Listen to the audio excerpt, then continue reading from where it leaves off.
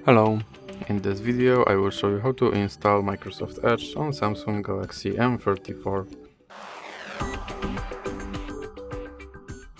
So you have to start with opening your Google Play Store and now click on search bar and type in Edge and click search. And now you have to click install.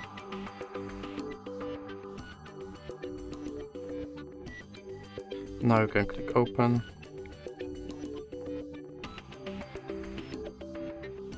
And here you can click skip introduction.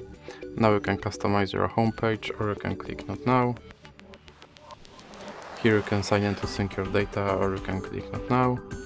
Now you can make your Microsoft Edge your default browser, or you can click not now. And now you have to confirm your data and privacy settings. And your Microsoft Edge is now all set up. So that's it for this video. If you liked it, please remember to leave a like and subscribe.